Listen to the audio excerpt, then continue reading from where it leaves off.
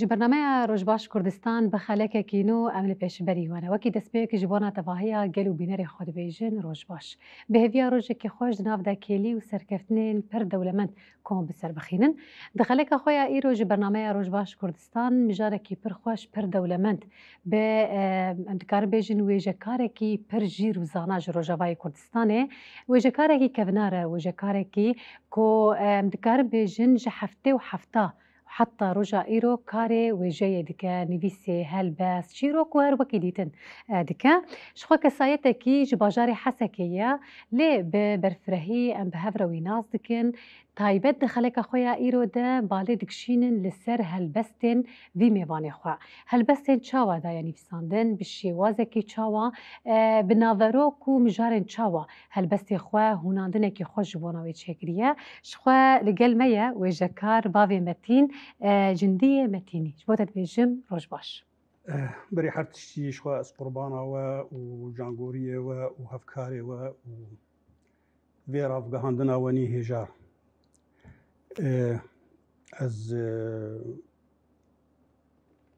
بافي متين بافي متين شخوا نافي جندية متينين بس بنافي بافي متين از جواكي ده استیم ناسی. بله. بله. ما مستنها موکی دسپیک وی بیتر ناس بکن. مبخوا گوتش باجاری حسکیه. ایروج باجاری حسکی بویا میوان برنامه ما. اجاره از نزانم تلوی دراجی یان دکه یان تبخواج باجاره کی دنیا.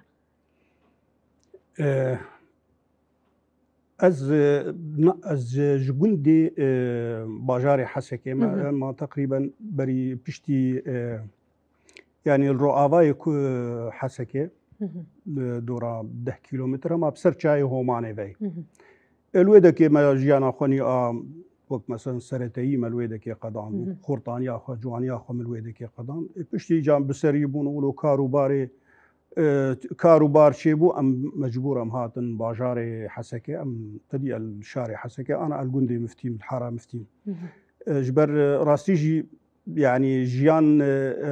قندان نوك باجاراي بتايبت جي انسانين فيسكار يعني انسانين فيسكار باجار برفرتره يعني اني قندان بله نها ازوی بپرسم تدی من دست بکا خافتنا خود گوتش هفته و هفته ده دست بکاری نویسه کریه دوی چاقا هانه تل گند بو تل باجار بو تل کوی داری بو از وی چاقی از این خورد بوم الگند بوم چاقی اوجی چلو بو يعني هلبست اولو مقدار ذكر جانا جيولو هفال مولو مثلا هلبست دقوتن يا مثلا هناك اختيار مثلا هلبست دقوتن او تشتيولو اولو وك يعني وك هستكي مرت شيبو مجي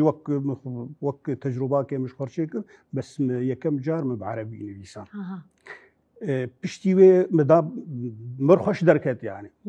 بمرخش دركات مدا بالا خو انه كاشكير دليشي مرا خدي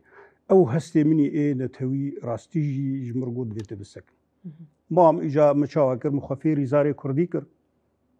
تدي او بري او ريخستني مالي كردي جمر او برتوك ما برتوك تانين يان مخابن طبعا بريزو رومات شخوجوار امنا بين كيماني مثلا بلاوك تانين بدزي مرتاني جارك بدزي او فرهنگوك كي بچوچك او جي مجبري خود دزي مش خور سرپل لكن ليسا مخفيري زاري كردي كري يعني مثلا دوان بشتي سالي هفته وهفته شخو هناك هلبس من فيسا عندن وي شاغل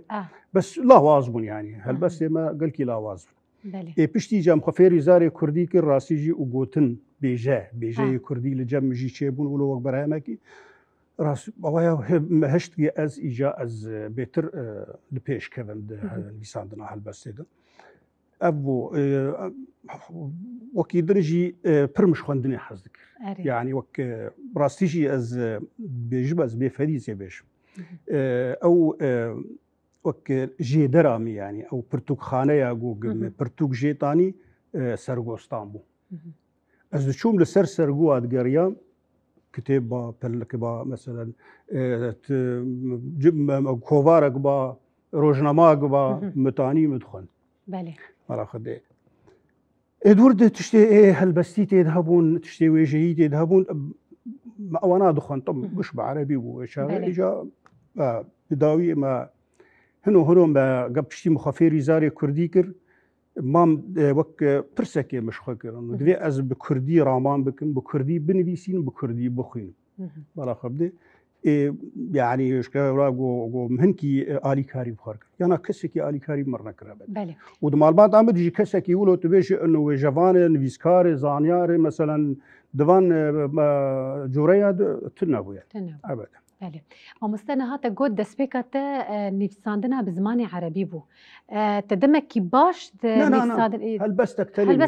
هەلبەستە تەنێ منویسان بوڵم بر خۆش دەرکەت مدا خلاص مازال ئەف تشتێ وڵۆ مر دەردەکەون و وەک واتەیەن خۆش مر دەردەکەون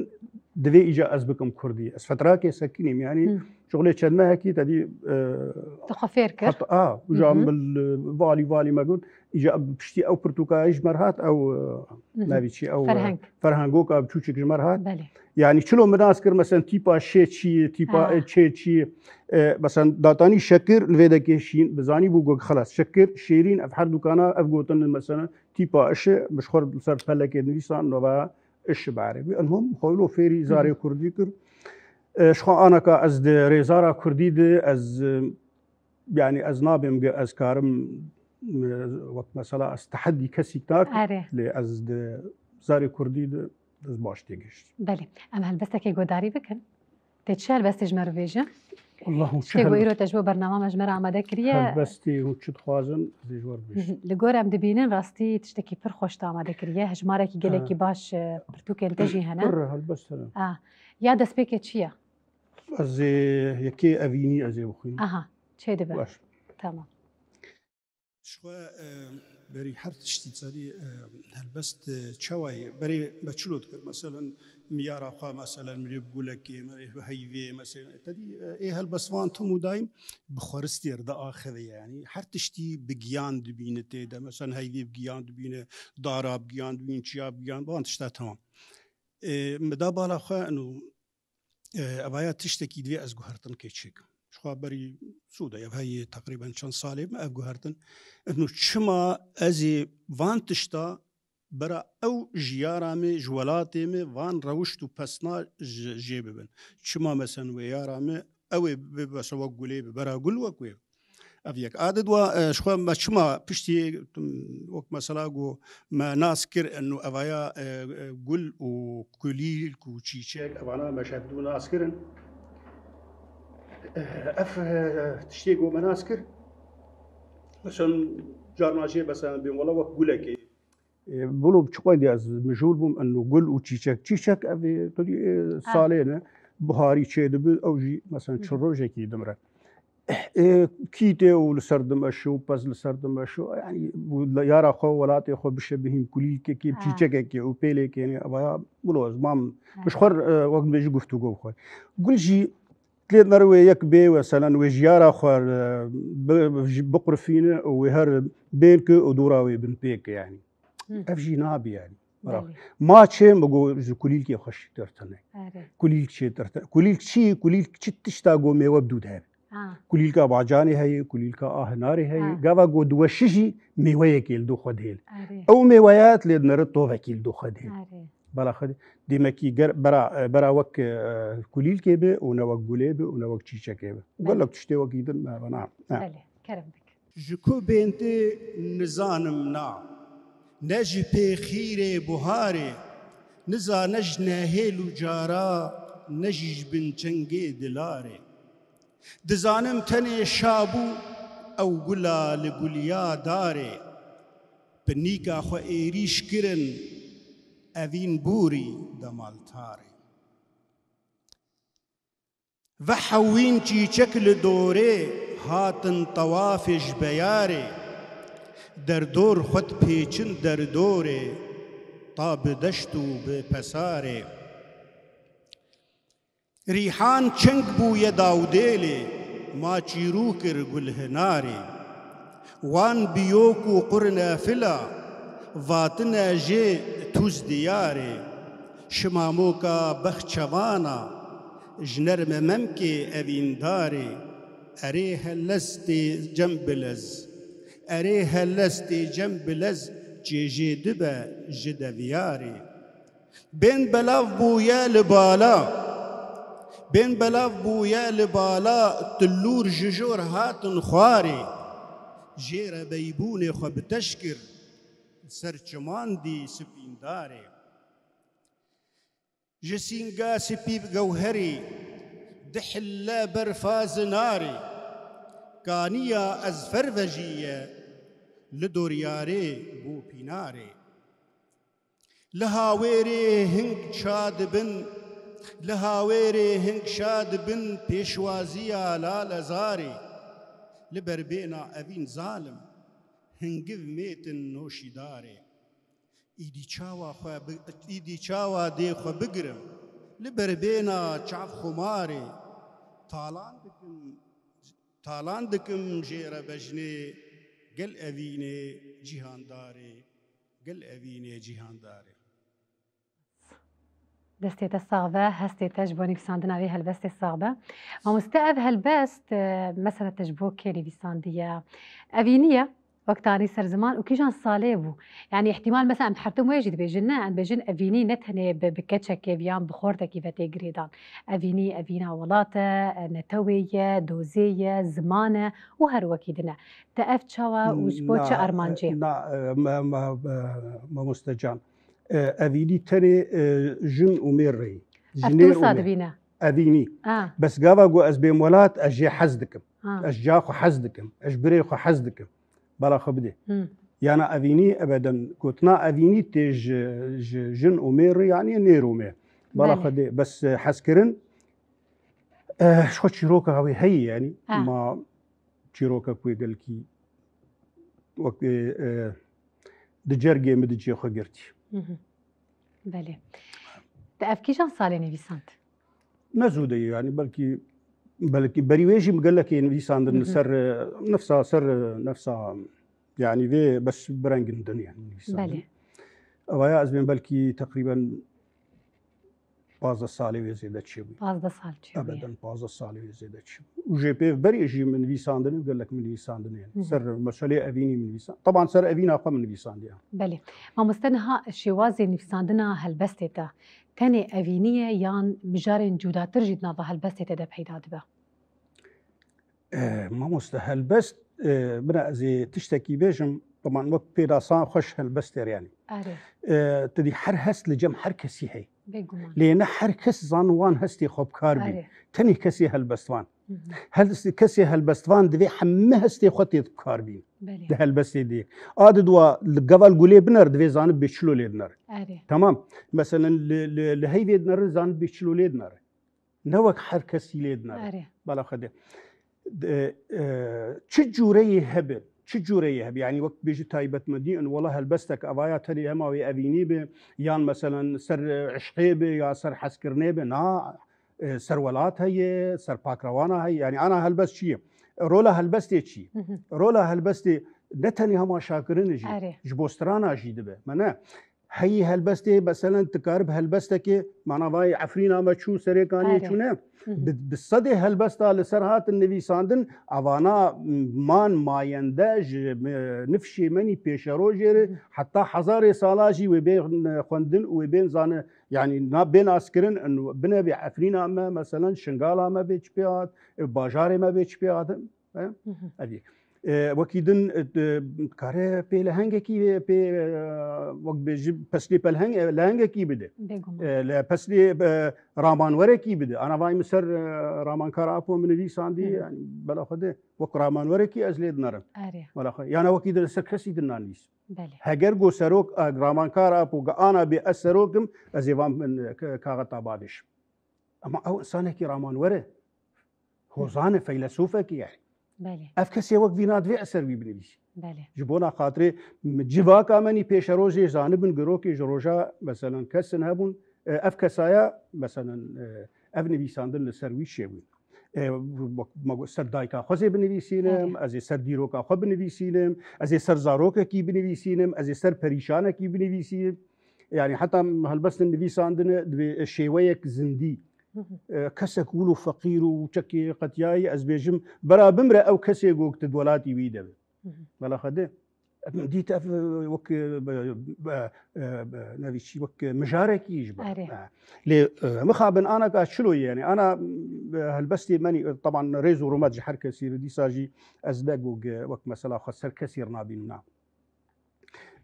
مثلا هالبستفان شما بربون الجمع أنا كا شماش بربو يار بربو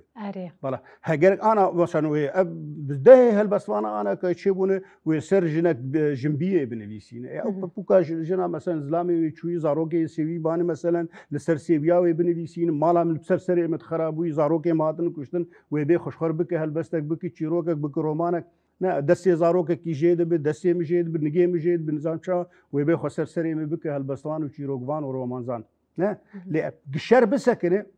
بسکنی و اوجی بسکن. بالا خوب دی. شخوا باز خوازم ویناجی بیشم. بله. أنا حتى أنا كان مخابن يعني ننميز كارمة نروشين بيره ما سياسة ما دايرة حتى أنا كاهين أوي جداهية أورتا شر وشورش ناصلك. شر شيء وشورش شيء. شر تدجمني خجولاتي خضر. شورش دویت چند دا دجمنی جمجی ولاتی ملت خودر خین حتی نی گوت نکار به چند دا وی دجمنی جمجی ولا ملت خودر خین تچاو گار بوج ولاتی خودر خین تنکاره ولا خده دوی شورش دوام بك يعني شر دبيروك جورجا بسكن ارى سبيغو دولة عما تشيبو اعلان دولة عما ببو ان شاء الله بخير وخوشي نزيك ويبقى ام قش دبي باور يدان قابا بشرنامين دبرد چه شورش دوی کلی که تنی شورش گراوسته باور بکوی خلل تک جیانا جواکی دوی کلی که دوی ایجاد ناس بک شورش چی و به شر چی و شورش و یعنی و دوام بک ایجاد ثانی گو بخواز بنویسی پندکی تبنویسینی خدمت گذاریا جواکی ده تشتکی باش افتشتیگ آنا که ما گوتن نه افتشتیگو ما گوتن گند برجواندیا جواکی ده به این ویسکار برا قلم خو بسکینین و برانا نویسی بله تمام تا نفع خفنی خدانی سر زمان تا گوت جبونا رامیار ری بر آپو تا نویساندیه نه ام تشتکی و گوداری بکن تشتکی بردستی تهبه انها تجمرو بیجه جكوي آني تسايو هيز أي سروري رامان كارا هي دريايا جراماني تكانيا جرفتارا جنابا من تكشتي ساو تأسكر ما جهز دارا تبوشكرن رهي كيدي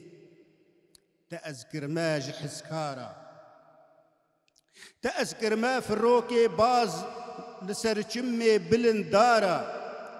تأذكر ما كبوك كلود في الرمأز لهروارا لبالا أذكر معورك سرك ساري لبيارا أزباران دم دلوبك دهركم لبيارا تأذكاندم قولك رنجين لنا بخشي أذين دارا جبينا خواب من وركر من بروكر يد اليارا من كرستك جهل بستي خوش خماوا نوي سارا ديروكا من دياغا تاكر پرتوكا خوندكارا تأذكر ما برنجك لنا بجرقي دل نيارا هيليكن صد بري شرمي أمي بخن وان ديوارا بكم قوري هينا خوا بيامبري هر هجارا لزندانا تي تاري ببن فندال إيوارا لك سباستكن دستي الصعبة جواني في ساندناوي ما مستند شنو دوسي خو تماشاتكن وان بقرم جارخ بهبره بردوام بكن تمام بيناري مش خو دوسيا ما يا تشيروكن زاروك آماده كامري تماشا بكن ولو بتكر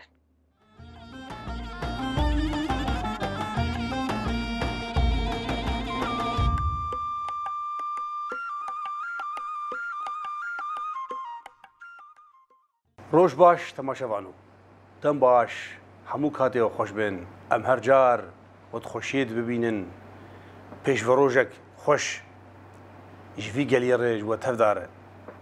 ایرو میچروک که در باز کن بهره ببیجن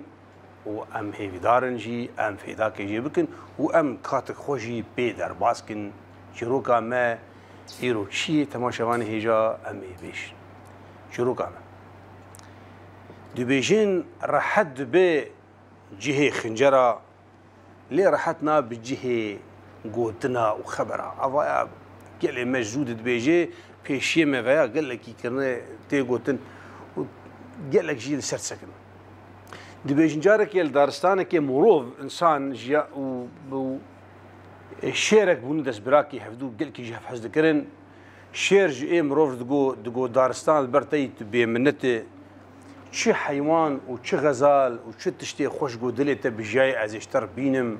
tiştê got ew ji lamî han daweta xwe bi goştê xezala derbas kiriye a kurê xwe şêr jêr xezal anîn jêr kovî anîn jêr tiştê wilo bej dijîn jêr girtin kêf wan ji hevdor dihat û destbirakê hev bûn şêr û mirov çû mêvandariya hev ew dihat mêvandariya wî ev diçû mêvandariya wî serfirazî bû xweşî bû şêrê qeralê daristanê bê belê carekê ew mirov dirê meclisa şêr rûdinê معلوم e mirov e û şêr jî canwerê ajal e heywana dixwe û tiştê xav dixwe bêhna yanî a şêr ne weka mirovayê dibê wilo ê mirov serê xwe ji ber şêr û dayê alîkî şêr matmayî ma çima tu wilo dikî çima ji ber me tu wisa dike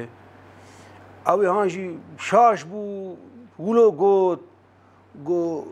qisûra meefû bi qeralê min wilo bêhnek wilo hat me ez pê êşam şêr dîn bû got ez î saxîne mirî tu di meclisa min tu nêzîkî min tu dibê bêhnek ez ê aciz bûme dêmek got tu ji mir dibêje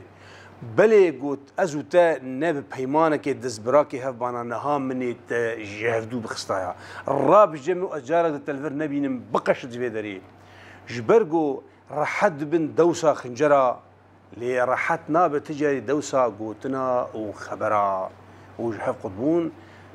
dewsa gotina û xebera dijwar e cê xwe digirê em hêvîdarin em ha ji vê xala hestiyar hebin em ti carî dilê kesî nehêlin û hêvîdarin kes jî dilê me nehêle ta carek din hûn bimîn xweşiyê de gelkî bi xatirê we temaşa bin.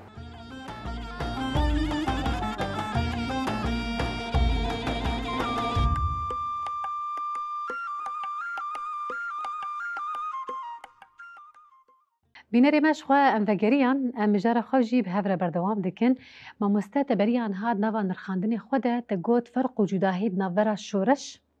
û şer de heye şer dibe ku di aliyê xwe leşkerî de ew were çareserkirina wisa ye şoreş kîbûyî erkêhan radibe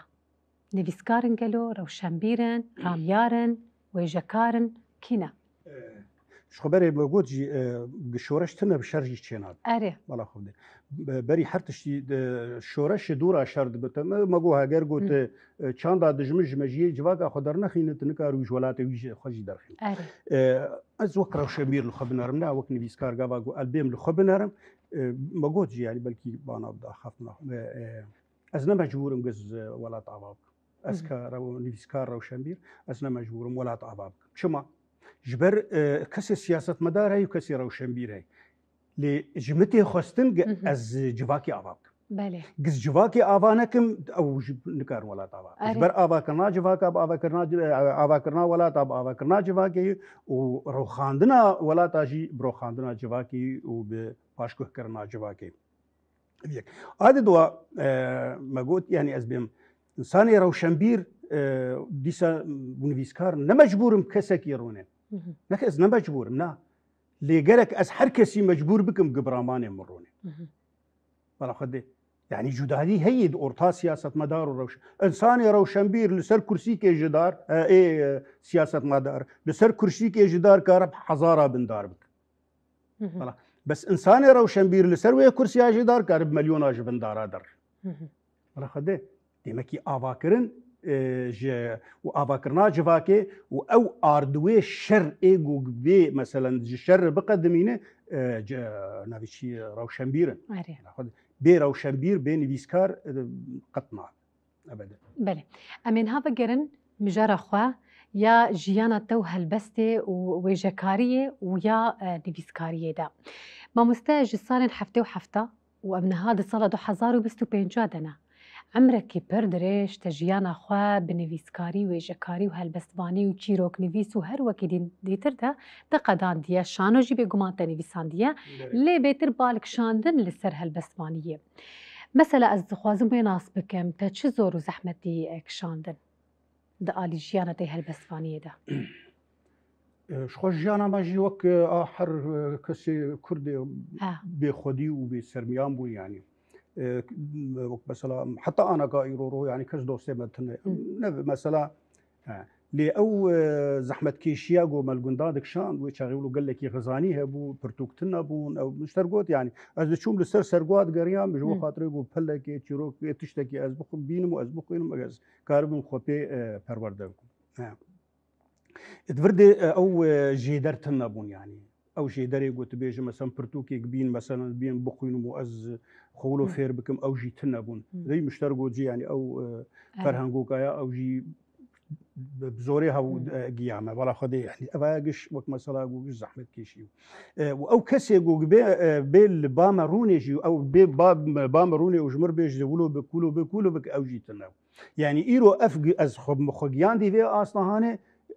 نە کەسێکی بلنکری me bi erkê xwe mikiriye evet wala xwe ji ber vêna ji xwe berê jî tib jî ez bêjim ez bêm ez napejirîn bi kes min hildi yani çima ji ber êgog min hil dikarim werîne jî yani karim bixîne jî û ji xwe îjegava em hatin bajêr rastî jî di bajêr de hinekî ew têkiliyê me bi gelek arçê bûn ciwan bûn xort bûn ewla emrê me bû di riya dibistanê re xortin belvê de dîtin hinek li vir de dîtin êgo gotin Kurdî dida me êgo beselin bi dizî me giş bi dizî bû belaxide yanî dema got van rê xistina jî ew navî çî ew belavokaya wek dikirin wek di viştekê ji mertanîn tilên de bixçikek tirs pêrtanîn bi dizî bixwîn û bera kes nebîn evaya jî giş zehmet kêşî bû وشخۆ نەزانی li cem ev gelekî pir hebû heta roja îro teban nabên wela aneka wilo qewla gocivaka xwe biqarînê wek di eyamê wê çaxîdina newloyê na îja ev û feqîrtî zor bû îja feqîrtiya wek bêxizaniya a hem xizaniya mal bû jî û hem xizaniya nezaniyê bû jî tevêm kir evaya giştik wilo li doran me xwe dorpêç kirbûn îja ji ber van aloziyê gog me dîtin van pirsgirêkê me dîtin û meselên lêner ev aloziyê gog civakê şê dibin û pirsgirêkana giş di mejiye bi dibûn wek mijarek yani aneka helbestê xwe ez bixwînim tu kîja mijarê bixwaz kastetim mesela ser jinê min nivîsandiyê mil ser heta bi ser pinpinîkê nivîsandiyî mil ser gur nivîsandiyî mil ser dijbin min nivîsandiyî mil ser تەکۆشەڕان نویساندی ملسەر شەهیدان نویساندی ملسەر جاخۆ نویساندی ملسەر باوێ خۆ نویساندی ملسەر یعنی تم ji bir dibû wek mijarekî mişxwar çima pir ji xwendinê hez dikir xwendina min jî çawa mesela pirtûkek gojmir bihataya çi xwendî biçûçik baya kêmî berî mehkê min xelas nedikiriye wala xwedê xwendinak min dikir jî divê berketa me divê mizanî ba biçe ji ber min neş xwar dixwend min civakê ev dixwend bala xwedê min civakê ev dixwend ê divir de çi tiştê gog min fêm dikir ji vê pirtûkê min dadxist nava civakê ji ber ana wilo gelek pendê me hene mesela ana vayî xwe pirtûka min î penda waya min dayîn zem cem bijîne mal pendê ê gog tedî ji bo wek mesela şev eş xewra dibûm dihat bîra min heta roja îrohîn pella me û qelema min ber serê bine ez kengî ji xewra bim tiştek bê bîra me ez ê binivîsîm ez birê de aneka dirim telîfon heyî birê de ez dirim tiştek tê bîra me ez WhatsAppa xwe vedkim te fêm kir û ez dengê xweşxwar disicilîm ez tê malê ez diqlipîm evaya giştik ji ber çi bû ji ber rastî jî ez gelekî serxwe westiya û heta roja îro jî heta roja îro ez dixwînim bes xwendina me ji nivîsandina min bêtir bûye aneka el tiştê kevin vedigerim ana navin li cem me hene û li ser gelek ravgihandina jî ev gotin gotî û ez ê tim jî bêjim ana navin li cem me hene û ez qewla bi erebî zê bêjim ez tehedda dikim civakê cîhanê giş bera yek gotinê aneka ji mir bînin bê ev gotnaya ji berî li heya nûh di me pêk atanî heta ana val cem me heye yek gotinê tenê ha li cem wan tune وائب بده قوتنا لجمع هن هيج بري لهيان وحده شو بهالبسته كله من في ساندي او شو بقول لك او جي كيف عم قال لك جارته بله ولا خدام بله مش خو قال لك جي مخندي يجي المهم يعني اف تشتيقوق افكاري مكر افخندنا مكر قش النبي هو ده شو ابدا حتى رجائي اجى انا قا بروجي بلكي بده ساعه متخن انا قا بلكي ده ساعه زنبيسي يلا خدي وازل شانو يخوت قرم او بانديمي هناك شيء كرن هالبسنا هناك جاي ولو مديد انه يعني زحمتي وبن هالبس مشاواكر مكرن دخست شانوي باي انا كا شانوي يقول انا كا الجمع هنا يعني از باوردكم 100 مليون انسان كرد هي او 100 مليون انسان انا ويقشكار بالبخين يعني لو كريداي كسك برتوكي مهالبستام الا اف انا كا وهم هالبستا مني ديوانا مني عولت دي من سر رامان كارا بوتاني قوتي يا انا وكي من سر كسي زندي من سر كسي نقودي شو من سر الشيخ سعيد وسقاضي محمد ورحمتي برزاني وسرفان وقت بيجي او اعلامي من وقت مثلا او وقت بيشنقه من او رحمه خدي الشابه من سروان من فيسانيه انا خديش بو خاطرك ني جبير كرن اوش ابدا امير هالبستك دنجو داري بك ما مستاتش مر هالبيجيرنها تشتكي جو تدنابا خفني خوتا قوت هالبستك كي تقلق جارا قوتيه تتخوازوه بيجنها يعني تتخوازي بجاري جودابه هالبستن تشتكي دنت هالبجار تبا نظام شو بحجبر قال لك سر قال لك راف عندنا جيم قلت اجا قال لك خوش اي كام شي قداري بكن ايرو برات نصيبي برنامج ماشي مازال بنابي سرتم اري شخو ما شو نابي كر سرته يعني انا از هالبستا جو از بني فيسيم عنواني و از غاز بني فيسيم دبي ازان بن بيواتيا و عنواني يعني انا از باوردكم شوري زورمت حركه سير يعني انا كهالبسوانك بي وتجربه والله هالبستا خوشيرو بك بلكي انكار بشيرو بلا خدي برشما نفيس عندي جولو بير دركاتي بس دبي واتيا ويزان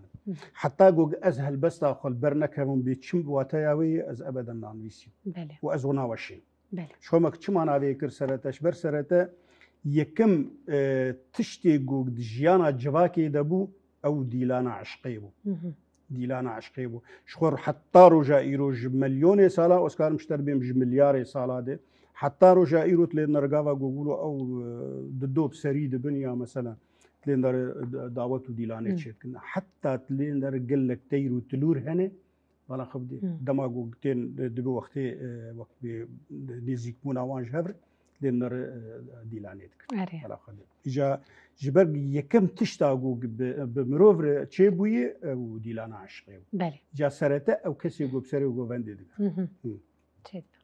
بسترم لسرت بكم خوش سما دقو فندد سارتا مجبوتيا از ببيجو دنقو آوازي خما جبليتا يارج من راتنيا هرچ قاسي پسنتا ياري بدن برفرنگ تاري لسر باريتيا بيناري چعويت دجلاء وفرات بري بنديني جبو من بخشيا بارتا نوالو دشتن اوچيا خوشترين ميوي بهشتي تيديا هي بكن روكي جمن را اوزري نازري جمن را وقتا هوهيا هي بباقن دسلتا ليمانو جين آرو بجنا من جبوتا فنديا پردكن ساما لسرتا سارتا ميفا دخن او لسرشانا تيا هجا بجني هر لسر سازا بري لبادكن هر دمي شعراتيا هر لسر سينغاتقا بارو متين ويني وانيد شعبين تاديا مال جودي او قمي قيجيك وهات مال جودي او قمي قيجيك وهات يار لسروي وجوي نافي تيا نافي ما كرمان جا من خد يجي ساركا حفت مسحفا صندا ميا ام بروكيرا لزامين بون بجين هيجوي روجي دا ججنك ما هيا شانا نهروج كسكو سورو آقرة شوخو شاها وسرسالا ميا لي خورستي افكبانا كسكو سور گردنا زيرين لسر سينغاتيا آلو روماتا هريما ما أوى سازا آفليلا جبو مانا ميا گرجی بجنات داری بیرقی لبین زرتون سری ممکی تیا نرم پیسیر تکلها دمدمه مرقدا اداد او تکیامیا دلالشی چافکانیا زمزمه اوستا بربجنو نوشتا تیا او قامیشا ملتا بسکو کزی میختیپن سومرا تلیه تیا تدرگوشا شارستانی یه هجاند ناوروکا جینه جکوزا تیه تو لسر آزادی دیک وجه لی مخابن هر تفاق بحرا تیه بدیروکا تا دکن لیزو حنک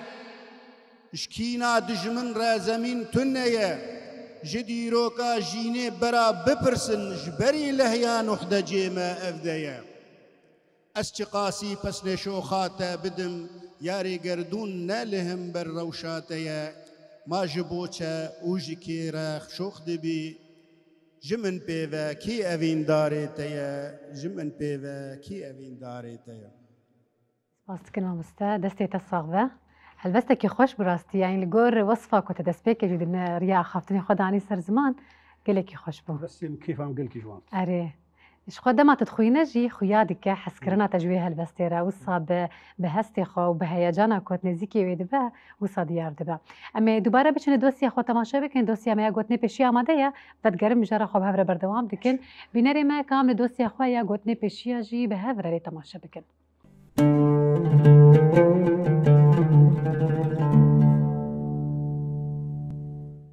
گوتنین پیشیان مد دوسیا خدا دو گوتنین پیشیان یه باف و کالان جواره آماده کریه لمن خست دا گری دا پیش من چو گلی مبز جبوه جامعه اوه دجیانا کوملی ده هنکس هنه وصانه کو بحال و روشا خواه برحتی یه هم بری خود خاپینن و رازی دکن هر وها یه سوجدار اون لی کراسی سوجداریه لته دکن و بخوجی دکوین کراسین کسی مقدار و زرار دیتی جویک بچنگ خواه دوست به حوال خود فرن لوی جیانا رنگین هر کس پشتا خواه ده درکه و جور هزی دستینه هر وها چاواکو بلبل بچنگ خود فرن مروف جی دوست و حوال خواه هزی دستینه و پید فره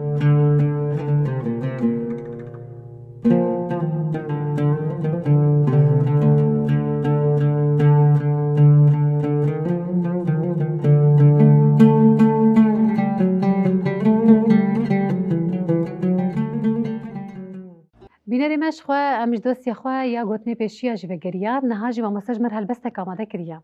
ما مستهل بسته تچیه چنا ورو کاویا شخوا تدیبری آنا کا جمعو ب ايه هالبستوان تم بودايم مش برجع هستي خولو إيه خاصة إيه تايبت إيه جوجلو هستي يكوير بيجي طم أنا قد سبق أزلت سبق بيه أسر إيه جوجل هستي يكوير يعني الحرت شديد نرى هالبست أري ولا خبدي حرت شدي خش كده دبينه هالبست ولا خبدي جاي ما يقولوا بنبنيكك تشو زاروكا بير ليس ولو أبيش خزودة يعني أبغى تقريبا داماد حيشتي ونهاد بيسان ولو زاروكا لقون شخور دليست بنا خد ولو بوك هالبستك مرابو ما هالبست يعني بله أملي قداري بك بنابي بنبنيك يعني بله بنبنيكك هات لسر باغي مداني بنبنيكك هات لسر باغي مداني نوش شیراف جی کلیل کان بمجانی جو تباس کان سر سریل هفد خینه جی تنکلی و شیراف ودوشینه وکا گلزارک لبانی وکا گلزارک لسربانی دفره وکا گلزارک لسربانی دفره شوخ دفروش خورستی ندکره نپاريزك لي بهارك نپاريزك لي بهارك خوش لجوره تنك ليفي بنبنيكي حري سوره ويني خوا دسوليني دا دبينه چه بخمله كسكو سور برينه او دليزا بسيكا خوا راج روكي رادميسا ويني خو لروجوكي أو دليزا بسيكا خو الراجروكي رادميسا ويني خو لروجوكي هر كليل كتونكي جيراد دريجا هر يكي خوشناذكي جيراد بيجا أو لجيني بجي نابا هو بهارا تي سمادك لشاها دوستو يارا حزدك أو جي كليلكن سري شاغي بزارو كان راد ليزا خوش لتاغي شوخو خملا خدايا شوخو خملا خدا قلا بخديكي وابشوخو شنغو رنگا پنپنيكي وابشوخو شنغا پنپنيكي بس نهاز باوردك بدا ما توي دخوند پر بيرانين دهاتن بالاتنا بيرانين خوشون باوردكم دسي تجربة الصعبة ما مستقف هالبستي كو تهن جوان هالبجارتي أنا أفيل سر أزدوان بنارم جا أزيكي هالبجيرم دبا يكي هالبجيرم تجمروا يا بخوينا أم يكي هالبجيرم تدريت برتوكي تشكيلة كي بله أفيه بتر يعني سر قاغزة هاتية شاف كرنجي إيه هند قال جوان مخلي أري ما مستدفينا بريد حتى قلت زي كي هالبجيرم هجمارة هالبستي تتشندن تشتي البردستي تنها هشمارة هالبستي بقشتي يعني هنكي عربي جي ملك اللي صاندنا أو بزوان جي بحسبين شخم هالبستي إيه نوجنجي من في صاندنا بله أو جي من في صاندنا جبو خاطر يعني وقت شخورك إنه كأزي كاربم يا أزنا كاربم شخوا مجار هالبست بخو مجار يعني بله نها هالبستك بالا مكشان سرنافي بس جنجي هالبست خوياي خوشه اما لي قداري بكن وتجمر بيج افتكي جان صالي نيفيسان جبر سرنافي وي ما مستا ناما يكسر خويا دكنا اذا بس جنجي كامل قداري بكن متسيه ما حشتاد نيسا كي جان صال يسال ايصال هالبجارتنا ما خوش بو كامل هالبست تي ايصال شاوانا بسا جنگي لها بخينة توانجانا جگوريات تيرنابي جو قربانا هوارو قيرو نارين طاجتا دربي هبن كوجير وكشتي هر لميدانا چقاسي قل پريشان بن جبرتا لي جبينا تا مروف پورا كتن بالي كلوخو بي و بي دبن جوان قودا بچه و چلو ومبرينا دوي كالي نما دوي غابل بل تفلق مريكشت رقك ميت شيراوا سنبلا ومشت بآريكر بآقر دحلو بستي ما برات خوري مخابن تالشون خوا ونشت حتى كنجي بداتي مال داهولي جما خويني بهر ريكي نتي قولي جبزا پريشانا ريت ميتوزن دنالن آي بريندار هردم لچولي لسروكا رياحي سراد خويا بتوزي دا دمان لا چكو هبريا تفكي خوارنا ما تفدا ويران كر نبيجا هو تنورا ناني برچيا برا خشكو دي او دوت جهف خستن تخاچ ريكو شواري لوان رستن جلاچيني حتى شنقال وعفريني تأم بزور جواشو كاني درخستن لي زميني مكيزي رش تقوران دي دقل شويدا كليا غرزي خوچاندي جمر ما يند تالاني تهيلايا لمن منيكو هنگي ما تامراندي بسا جنگي حتى كنجي لواري ما بسا جنگي حتى كنجي لواري ما بحلورين آقر تيل داري ما أمي بيتي تفمرين بخوينا خوا بباوي كات جنوه بي بخاري ما بباوي كات جنوه بي بخاري ما باستكن تنجو هستيت الصعبة دستيت الصعبة ما مستام هناكي ورند آلية تديما برسي هجمارة هالبستيتا وشاب كرنا وان وهر وكيدن دملي شاب كرنا وان دا وآلي كارية كو مثلا هون وكي هالبستبان نفيسكار ويجاكار بورتي كرن دوي ملي دا مثلا حتى تشقاستي درفت البيشيات هاد فكرن كو تحمو هالبستي اخوات شاب بك جبركو جارنا مثلا جبركو تكليفية ويني ما ديجي برن أفدرية آلي كارية جبونا وكي هالبستبان هاتا فكرن آلي كاري هاتا كرن آن ما مستعد تدي دمك مب يكتيار أو شنبيرة المهنيكي كاركر أو ديوانا مني يكم بله جمر شاب كرن أو يا دورا صادو تشيل هالبستي كده أو يا هات شاب كرن جي بي تدي مدفج فان سازي ما سازي عبردا راسي جيولو هناك از المال امام نما كسكي جبر شاب كر يعني تزعني وك او درفات جمرتنا بوغ از شاب بكم فان تشتيخو يعني كانت تنبون جبرتي كليه مقال لك يبقى دربر هبون تدي سريع فيسبوك هناك روبل هبون خاص تايبت او روبلك هبو زير بيتي ريجين روجيا ويا جواميرك هبو البلجيكا جواميرك هبو سويسرا شخو افانا جمر لالمانيا جي جوانك كي او جي تدي زاني بونغ از فان تشتاد نفيسين جمر برد شاندن و لبيدا كي مش خور شاب دكر بله لبر الحسا كي مش شاب دكر بشتي فينا تديولو جواكا مني اغو دردورا براسيجي از دبرا جوز دريمجي يعني وقت مثلا جو از تيم هجراندن يعني بله جواميرا دو جو مازال دربا ولو تشتر في كاري دكن شما امشتر ولو اي كاري كنا نخست يعني براسيجي بنخ لي ناف خود اجائهن کا پل آنی بون کا پرا آنی بو المهم او جی مچن پرتوک خو مدرياوار جي چاپكر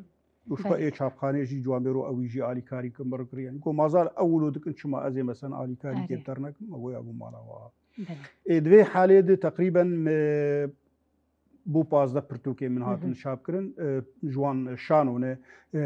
دو پرتوک جوان ابانا سكيتشن ابانا تايبت تدي سكيتش كنن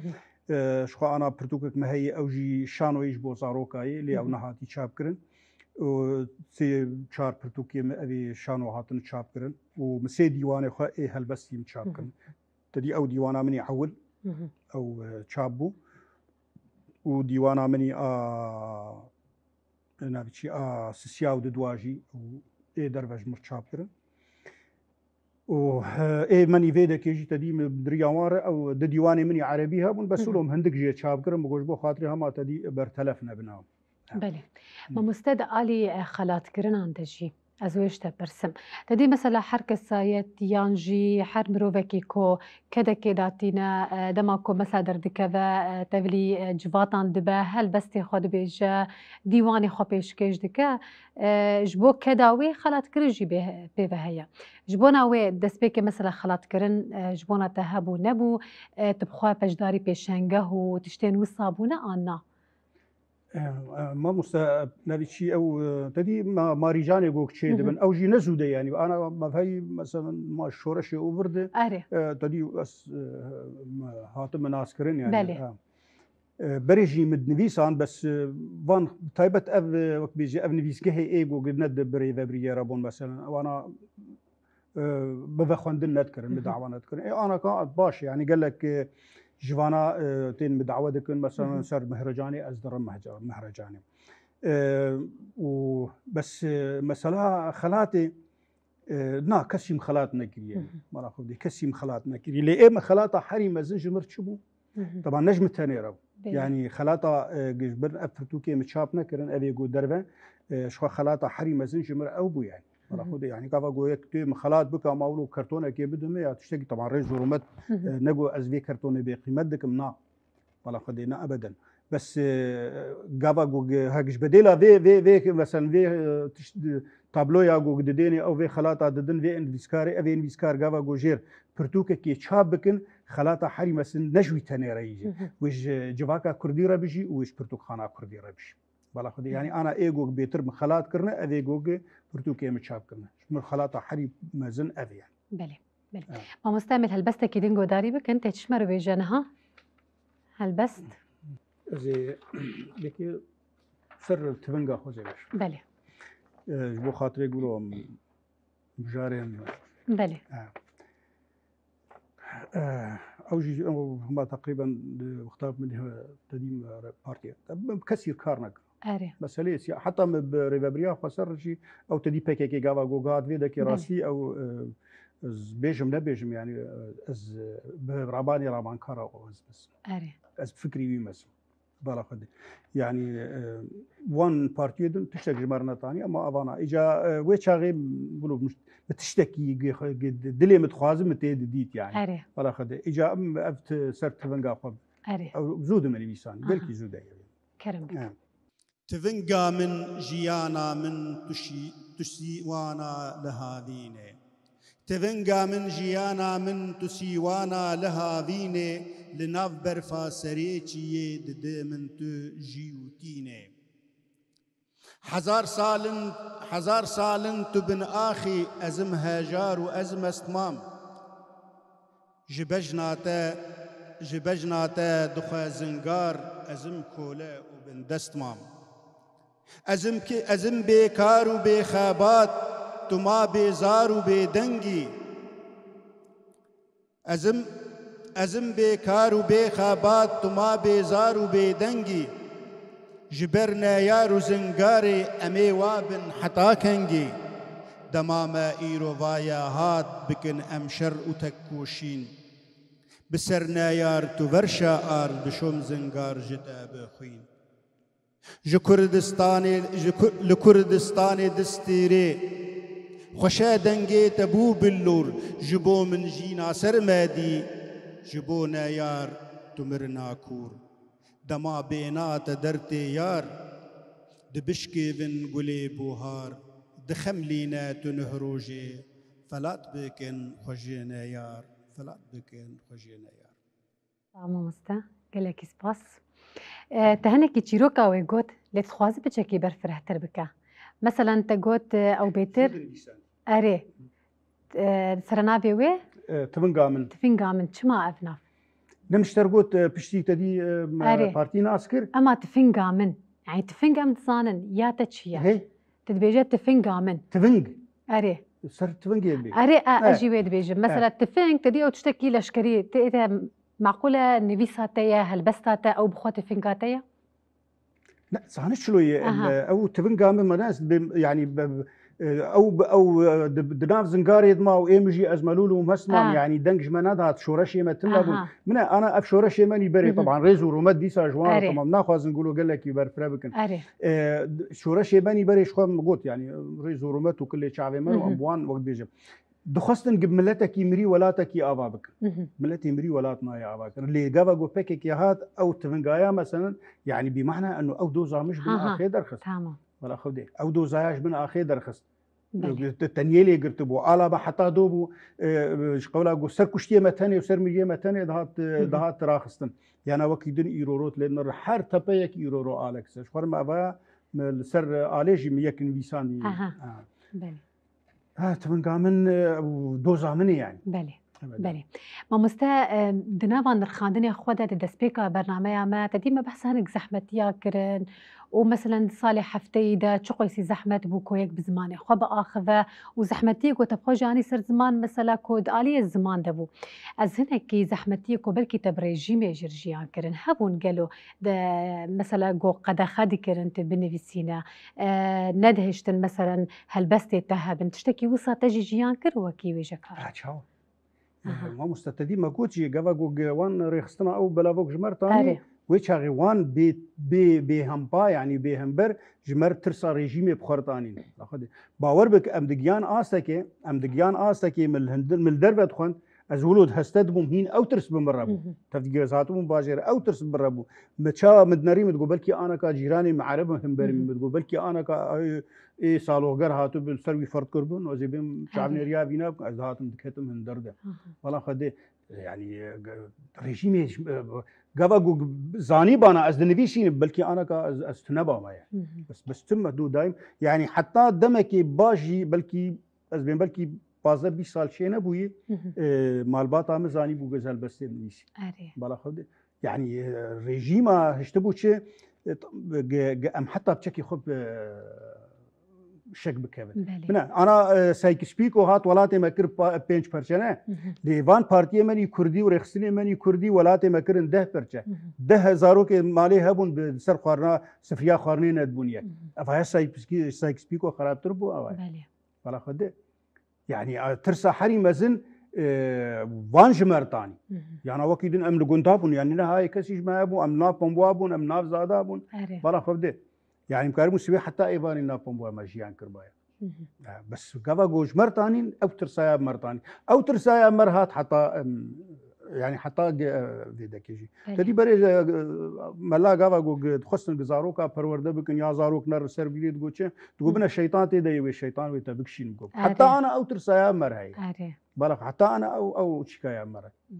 يرو مش قولا جو نفشي ماني انا خدي جو اري نفشي ماني انا كا كشتك ابدا بيشكتي وان شاء الله بتشتي قال لك باش بك بلي امل هلبستا كي دي داري بكن تجمر شو بيجا خدي ازي ابا سر باكروانا بلي كيف عم قال كي جيرتي وزي فيناجي خلاتي وقت خلاتي جياني حمل باكرواني كردستاني شو عملي عول افاد من بكوجا تجاري قطع مامر بمن خار اوايا هاتي ستران سود اريش خاف سترانه يا سيجا سترا اري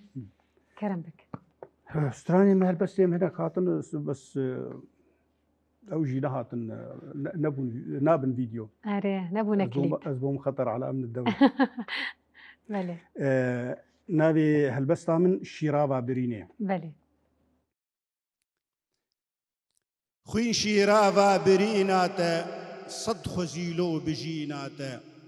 تشيداي جياني جانبوهاي أذيناتا أذين دارو جگر ديلي ممولاتي زيناتا لبهشتي لبنداتا بخيلي تيكوشيناتا او قلالي چبي شاغي بري هنك جبيناتا بخواور كربني كيلو هنك بشكن جخويناتا چروق الشابتا او روك بري هنك جتيناتا كوانا قردنا قردون پرويا سرپريناتا جهيزاتا كفر قسبي بولا هنك جبيناتا چيا پرتك جديلتا زغيرك جي زميناتا بروس کوتاو باهوزی ودانک بنج بیناته چقاسی آر بخوا پسنی جشولو جردیناته رزگاری یا گلو ولات او خلات و مزگیناته جدی لیرات کردستان خاک درمان بریناته هیوی و هیزو باوری بون به ارکی هیناته و بو دری پیش روژی ببروانو زانیناته گیانتا بلست خوارن و جنبکی زایناتا ببی شهید سر هر دامه تو وینا گلشیناتا تو هیزا گلشیناتا سپاسكن ما مساتا قوت هنج هلبستتا بونا ستران لا بون ستران اري نبونا كليب اما بونا ستران لا بون ستران جي ستران النافدار چه هبون يكود ناف شورا شيدا نافدار اگو گل کی ولو بلابو من بكوجات تجاري قد أزنا مرم اري اواد بي سروك ابورا ريبرا وياجي او كوما طول دانزون سترا ابو تدي هيك هيد مخابن تبوري رشبر بيدكي قريجو قمار وتوز تبليدكي ويك هي ولات هي او يكسر كوباني او يقدر يجي سر او جي سر رامان كارا بويد بها غير تشافي تبغرن سروك ام ديناتنا هجر دنجي تبغرن ام تي بين بيجيتنا وكي دنجي قال لك بون ستران اما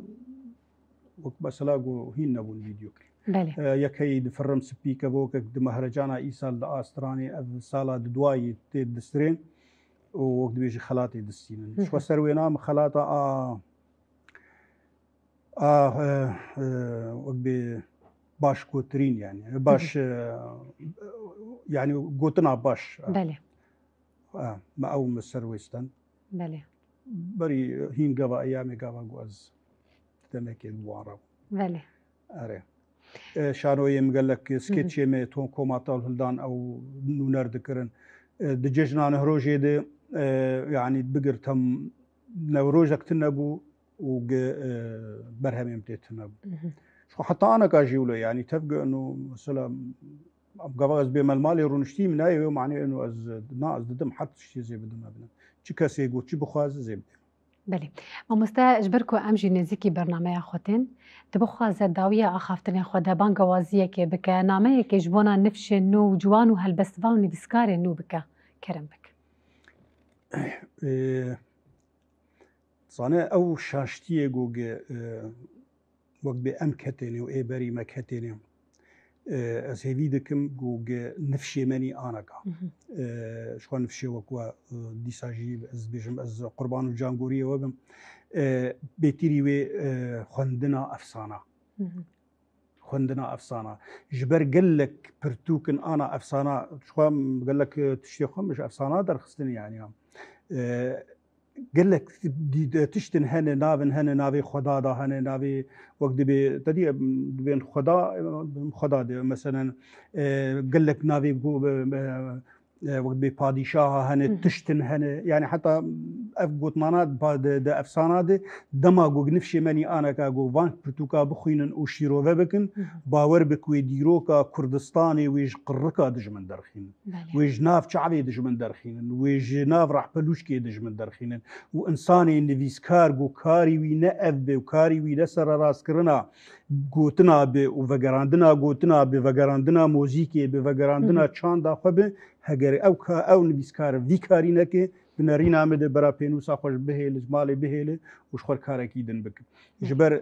îrhoro gelek gotinê me şaştên bilêvkirin di nav ravgihandinê me di şaştên bilêvkirin bixabin heta aneka hîna yek rewşenbîr newêr bê wela ev gotin şaş yani bala xwe de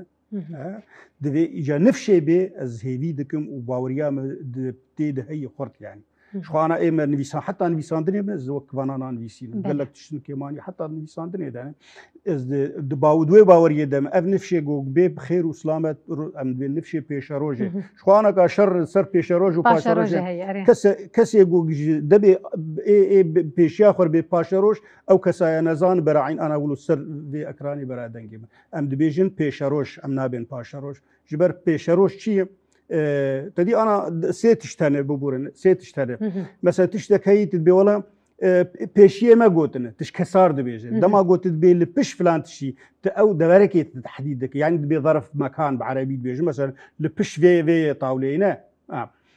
ama dem mubhebe dem pêş û paş yirti de nabit bê wela paşeroj tê bêjî pêşeroj bi'tîbar inu dem mubhem وشخوا أنا قاقل لك جاري أمدي ما دمي بيش دمي شبكن بله قالك سباستك ماموستا